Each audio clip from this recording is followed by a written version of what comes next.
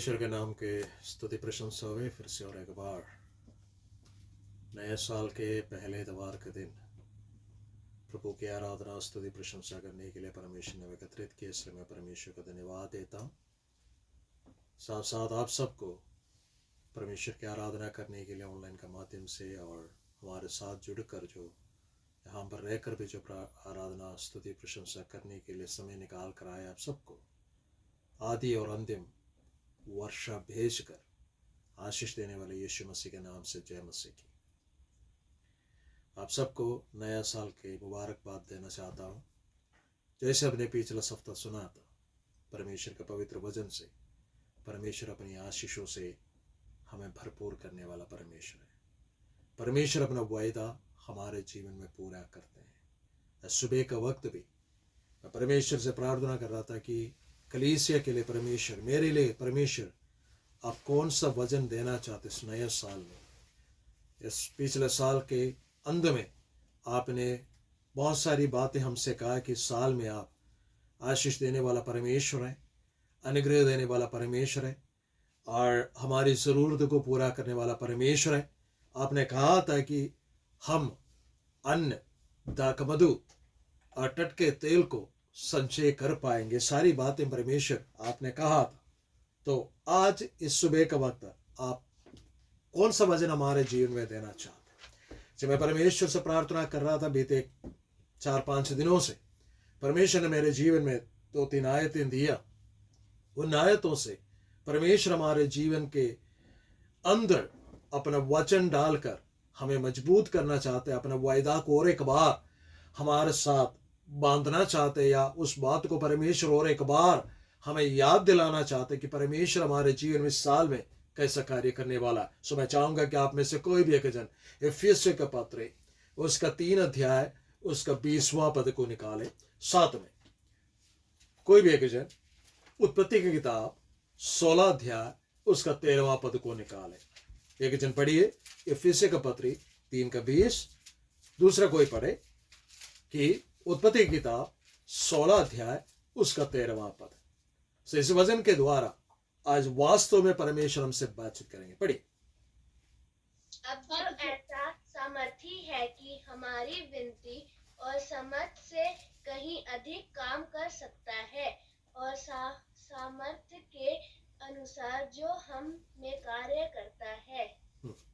वो ऐसा सामर्थ्य है हमारे विनती और समझ से कहीं अधिक काम कर सकता है। उत्पत्ति किताब 16 अध्याय उसका 13वां पद।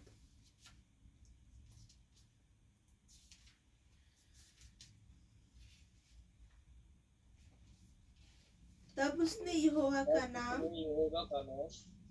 जिसने उससे बातें की थी अतः रोई डकर क्या मैं यहाँ भी उसको जोते हुए देखने पाई जो मेरा देखने हारा है। उसने परमेश्वर का नाम एल रोई रखा और कहा कि जो मेरा देखने हारा परमेश्वर है। इन वचनों को पढ़े जाने से, सुने जाने से परमेश्वर में आशीष और बरकत है। आप सबको धन्यवाद जिसने वचन पढ़ा है। परमेश्वर और भी बहुत आए से आशीष दे। परमेश्वर का वचन को निकाले, पढ़े और परमेश्वर के अनुग्रहों को, आशीषों को प्राप्त करें।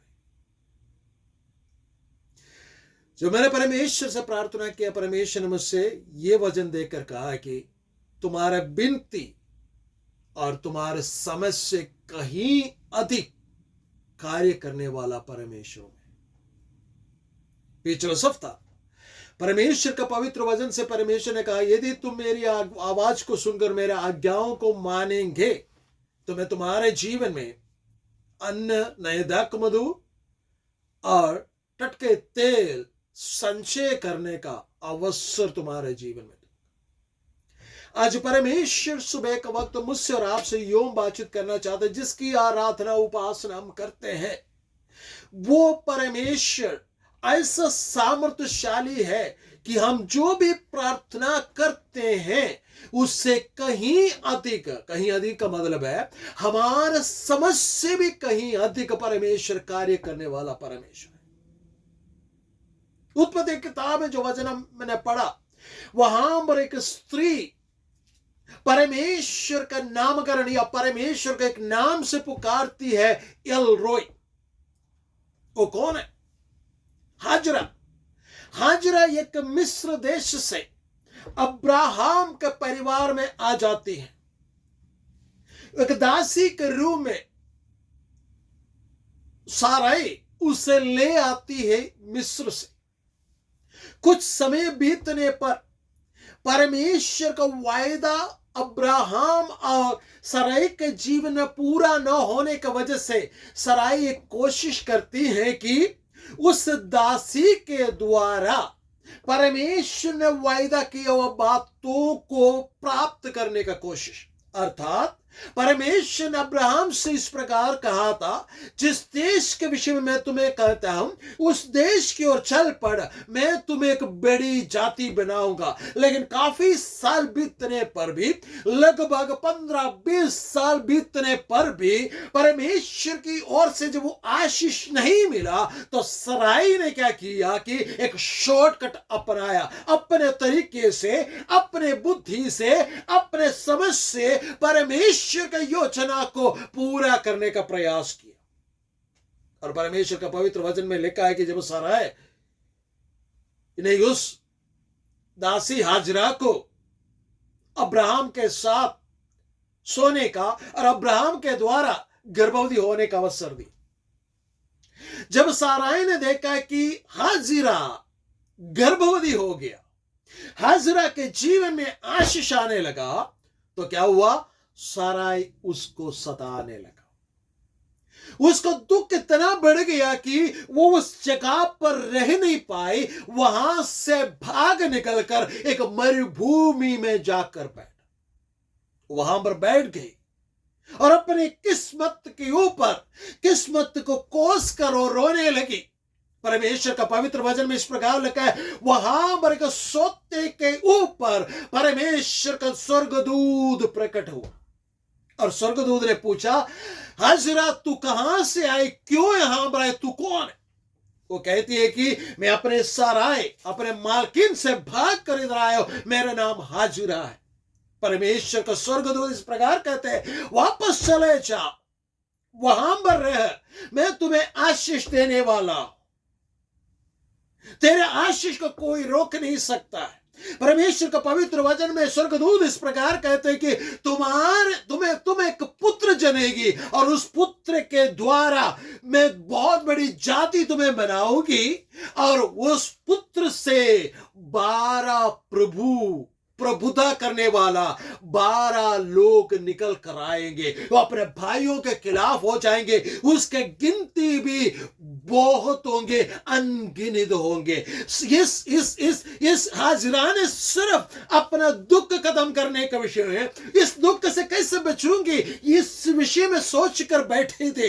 लेकिन परमेश्वर का स्वर्गदूत या परमेश्वर स्वयं प्रकट होकर उससे बातचीत करने लगा। आज परमेश्वर के आत्मा से होकर मैं आपसे यूं कहना चाहता, अभी तो यह आपके परेशानियों को देखकर, उस दुख को देखकर यदि आप रो रहे तो परमेश्वर आज आपके सामने प्रकट होकर आपसे ये वायदा करते हैं कि तुम्हारा मांगने से बढ़कर, तुम्हारा सोचने से बढ़कर, तुम्हारा समझ से बढ़कर मैं तुम्हारे लिए अधिक कार्य करने वाला सामर्थ्यशाली परमेश्वर, हालेलुया, जो बातें तुमने नहीं सोचा होगा वो बातें भी मैं तुम्हारे लिए करने जा रहा। तुम्हारा औलाद के विषय में, तुम्हारा कोख में पलने वाला वो औलाद कैसे होगा या तुम्हारे औलाद संतान कैसे होगा, वंश कैसे होगा करके तुम चिंतित होकर रहते हैं। लेकिन परमेश्वर का आत्मा यूं कहते हैं, उससे पैदा करवाने वाला परमेश्वर में हो। वो मां के कोख के अंदर, हालेलुया, जब उसके जीवन में कुछ भी नहीं था, जो शून्य अवस्था में था, तब मैंने उसे देखा,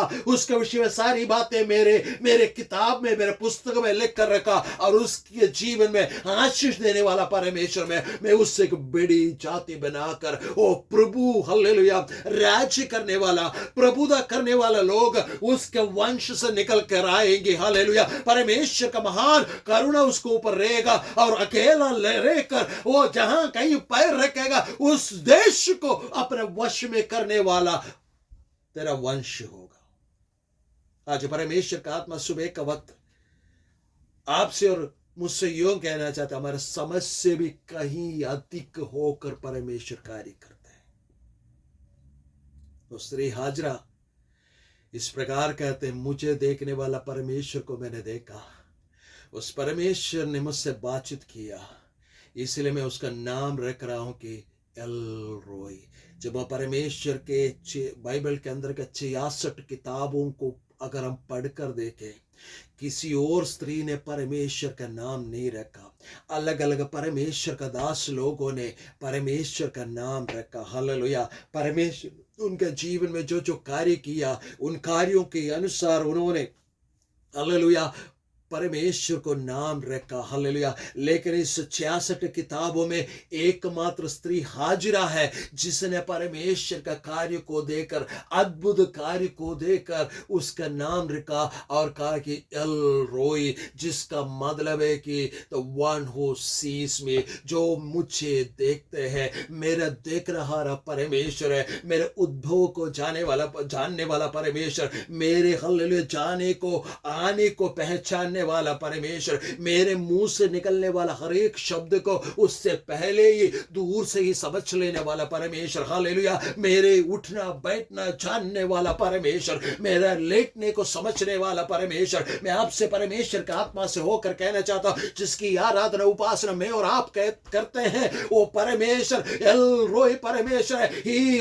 वो हमें देखते हैं, वो ही सीज अस। और परमेश्वर का पवित्र वचन में इस प्रकार लिखा कि ही watches over us, हालेलुया। वो हमारे ऊपर रख रखाव करने वाला परमेश्वर। अगर हम परमेश्वर का पवित्र वचन के अनुसार, या अगर दाऊद के भाषा में कहे तो वो मेरा चरवाहा है। यल रोई परमेश्वर, हालेलुया, यल रोई है, वो हमें देखने वाला परमेश्वर है। इस परमेश्वर का खूबी क्या है, इस परमेश्वर का खासियत क्या है? मुझे देखने वाला परमेश्वर सिर्फ मुझे देखकर अपने आंखों को बंद करने वाला परमेश्वर नहीं, बल्कि परमेश्वर का पवित्र वचन में 23वां भजन संहिता में इस प्रकार लिखा गया, वो मुझे हरी हरी चराइयों में ले चलता है। हालेलुया। सुखदायक जल के झरने के पास ले चलता है। हालेलुया। मुझे आनंद का तेल से अभिषेक करता है। हालेलुया। हमारा परमेश्वर हमारे सोचने से बढ़कर, हमारा मांगने से बढ़कर, हमारे विनती से बढ़कर कार्य करने के लिए, हमारा समझ से बढ़कर कार्य करने के लिए सामर्थ्यशाली परमेश्वर है। इसलिए इस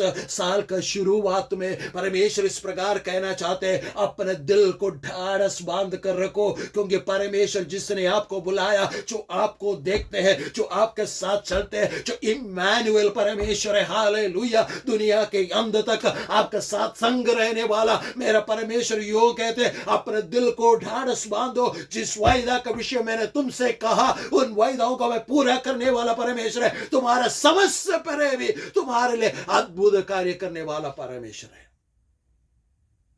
परमेश्वर कहते हैं, इसलिए परमेश्वर का धन्यवाद करते हुए परमेश्वर का सम्मुख में आगे बढ़े। आगे हम हाजरा के विषय में कहते हैं कि उससे और उसका संतान को अब्राहम के जीवन से, अब्राहम के घर से बाहर निकाल दिया। अब्राहम नहीं चाहता था बाहर निकालना, लेकिन पत्नी साराई का बातें सुनकर उसे बाहर निकालना पड़ा। उसे देश निकाला गया, देश छोड़कर जाना पड़ा। मरुभूमि में पहुंचती है और मरुभूमि में इस प्रकार कहते हैं, मैं अपने बेटे का मृत्यु देखना नहीं चाहता और नहीं चाहती हूँ। परमेश्वर का पवित्र वचन में 16 अध्याय में परमेश्वर ने बोला था कि एक बहुत बड़ी जाति बनेगा, इसमें से प्रभु लोग निकल के आएंगे, प्रभुता करने वाले लोग निकल के आएंगे। लेकिन कुछ समय बीतने पर उसके अंदर का विश्वास कम होने की वजह से, आशा कम होने की वजह से वो इस प्रकार कहने लगा, अपने परिस्थितियों को देखकर कहने लगा, हालात को देखकर कहने लगा कि मेरा बच्चा मर जाएगा, मैं क्या करूंगी और मैं देखना नहीं चाहता। परमेश्वर का स्वर्गदूत प्रकट होकर कहते हैं कि नहीं नहीं नहीं, वो नहीं मरेगा और तुम्हारे लिए परमेश्वर ने जल का सोता निकाल कर दिया। मैं आपसे कहना चाहता हूं, आपका परिस्थिति शायद विपरीत होंगे, आपके परिस्थिति शायद आपको सही नहीं ले रहे होंगे, लेकिन मेरा परमेश्वर जिसने अपना आखिरी बूंद खून तक बहाया, वो प्रभु यीशु मसीह ने अगर आपका हाथों को थाम लिया है, जैसे हमने हालेलुया यूहन्ना सुसमाचार में इस प्रकार पढ़ते हैं, परमेश्वर पिता ने मुझे हालेलुया आप लोगों को मेरे हाथ में दिया है, इसलिए मेरे हाथों से कोई आपको छीन नहीं सकते। हमारा समझ से परे, हमारे समझ से परे कार्य करने वाला सामर्थ्यशाली परमेश्वर, सामर्थ्यशाली परमेश्वर। नए नियम एक और व्यक्ति के विषय में मैं आपको थोड़ा सा बताना चाहता हूँ। उस व्यक्ति का नाम है हालेलुया पौलुस। जब पौलुस ने हालेलुया परमेश्वर का सेवकाई शुरू किया, उन दिनों में हालेलुया जब इतना ज़्यादा सहूलियत नहीं था, तब जहाज़ों से चढ़कर हालेलुया, पैदल चलकर हालेलुया, और घोड़े पर चढ़कर या गधे पर चलकर पैदल चलकर परमेश्वर का सेवक आए। जितने भी उस समय के बड़े बड़े देश थे वहां पर जाकर प्रभु का सेवकाई किया। परमेश्वर का पवित्र वचन में हालेलुया प्रेरितों का काम में पौलुस का 3 मिशनरी यात्रा को हम देखते हैं, सेवा के यात्रा को देखते हैं। अलग अलग जगह पर जाकर वो सेवकाई करते। उसके अमन के अंदर जब वो रोमियो का पत्री पढ़ते हैं, वहां पर लिखते हैं, मैं इटली आना चाहता, तुमसे भेंट करना चाहता। उसने लोगों से कहा, रोम में रहने वाला, इटली में रहने वाला लोगों को उसने रोमियो का पत्री के आखिरी अध्याय में इस प्रकार लिखा कि मैं रोम में आना चाहता, तुमसे मुलाकात करना चाहता। जब हम प्रेरितों का काम 27-28 अध्याय पढ़ते हैं और पौलुस के जीवन में परमेश्वर ऐसे का हालेलुया मौका, ऐसे का अवसर देते हैं, उसे इटली जाना पड़े। इटली जाने का मौका मिल रहा है। एक बंदी बनकर, कैदी बनकर वो जा रहे। कैदी क्यों बन गया? कैदी इसलिए बन गया कि उसने प्रभु यीशु मसीह का सुसमाचार सुनाया। लोगों ने उसे कैदी बनाकर रखा और उसे रोम में ले जा रहे, इटली में ले जा रहे। और जाते जाते क्या होता है कि जब उसके मन के अंदर था कि इटली वो जाए, लोगों से मिले, प्रभु के महिमा को, वहां का कलीसिया को लोगों को बताए, लेकिन उसे बंदी बनाकर ले जा रहे थे। तो क्या हुआ? परमेश्वर का पवित्र वचन में लिखा, वो जहाज से होकर जा रहे थे। थोड़े दिनों के बाद क्या हो जाता है, हवा सही चल रहे थे, हवा विरोध में हो गया, तूफान हो गया, आंधी हो गया।